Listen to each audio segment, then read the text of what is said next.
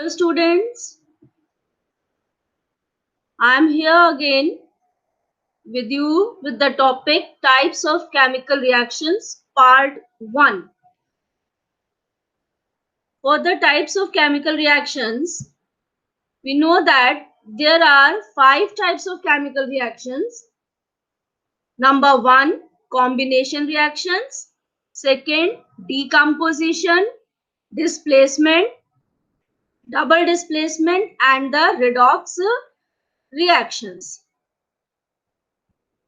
And here it is just the overview of all these reactions. In this video, I will only discuss the first two types of the reactions. The first one is the combination reactions. As the name suggests, combination reactions are the reactions in which two or more substances combine together. These substances may be the elements or the compounds. Since in these reactions, two substances add together to form a single product can also be termed as the addition reactions. So, here you can see that A and B are the two substances which combine to form a new product, a single product AB. Most of these reactions generally release heat.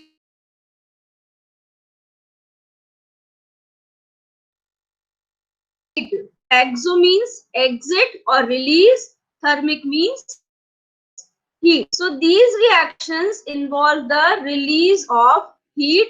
Hence, they are exothermic in nature. On the basis of the nature of these substances, these reactions can be classified into three types.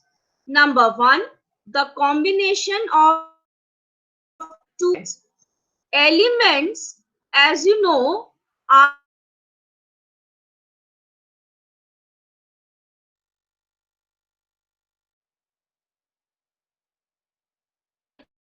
of atoms.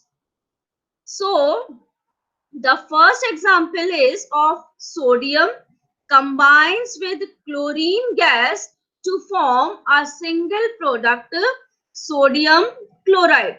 Similarly, in the second example, hydrogen combines with oxygen to form a product, water. So in all these reactions, two elements are combining to form a single product. Now let's see the second one. In the second one, two compounds are combining.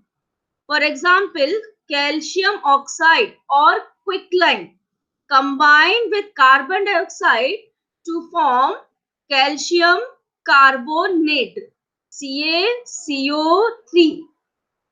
The third type of the combination reactions are the reactions between an element and a compound.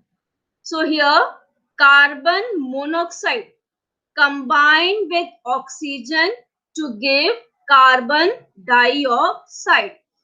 In all these reactions, one compound is synthesized. Hence, these reactions are also known as synthesis reactions. Similarly, one more example, the synthesis of ammonia. Nitrogen combines with hydrogen to form ammonia. It is also a combination reaction. Now let's see the decomposition reactions. Decompositions are in fact the opposite of the combination reactions. In these reactions, a single substance breaks down into two or more simple components. For example, water when electric current is passed through water, it decomposes or breaks into hydrogen and oxygen. So, the reactions in which a single substance breaks down into the simpler substances are called decomposition reactions.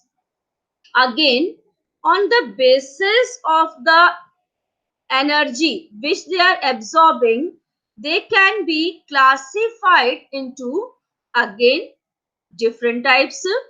First one is the thermal decomposition reaction. So here thermal means heat. So that means the reaction is carried out in the presence of the heat, or heat is the agent of decomposition. So in the first example, calcium carbonate is heated to form calcium oxide and carbon dioxide. While here, second one, ferrous sulfate, which are the green colored crystals, on heating, they turn into red colored ferric oxide and sulfur dioxide and sulfur trioxide. In both these cases, heat is a agent. That's why these reactions are the examples of thermal decomposition reactions. Now let's see the another type. It is the photo decomposition reaction, or simply it is also known as photolysis or photolytic reactions. Photo means light and lysis means breaking. That means breaking or decomposing is done in the presence of light. For example, silver bromide decompose into silver and bromine in the presence of light.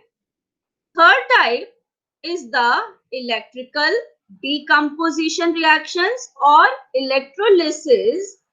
Here, the agent of decomposition is electric current. We have already discussed this reaction previously. Water on passing the electric current changes into hydrogen and oxygen. Similarly, when we electrolyze sodium chloride, it also decomposes into sodium and chlorine.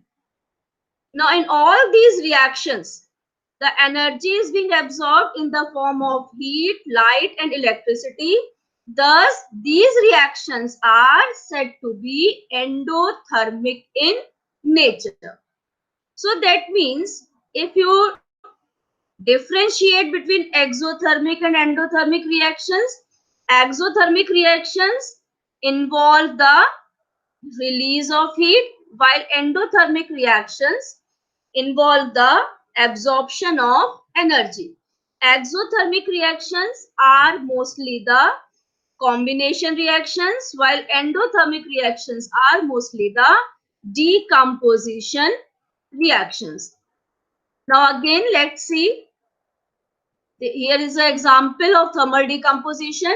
You can see green crystals of copper carbonate change into black colored copper oxide along with the evolution of carbon dioxide gas. So that means a chemical change is taking place here and the evolution of gas. Let's see this one. This diagram shows the electrolysis of water. When water is electrolyzed, it forms hydrogen gas and oxygen gas. But how they are producing these gases? In this setup, you can see the two electrodes attached to a beaker, and this beaker contains some water, but this water is acidified. Why it is acidified? A little amount of sulfuric acid is added to initiate the ionization of water. When water is ionized, it forms hydrogen ions and oxide ions. Hydrogen ions are positive in nature, so they move to the negatively charged electrode, that is cathode, while oxide ions being negatively charged move towards the positive anode. So when hydrogen ions and oxide ions lose electrons to form oxygen gas. In this setup, we can see that oxygen gas is released at the anode while hydrogen gas is released at cathode. But you can see the difference in their volumes. It is always during this activity we observe that hydrogen occupies more volume than the oxygen gas. So, in the balanced chemical equation also, you observe that the volume or the ratio of the volume of hydrogen and oxygen is 2:1. That's why we can say that the volume of hydrogen is twice the volume of oxygen during electrolysis of water. Let's see the another one.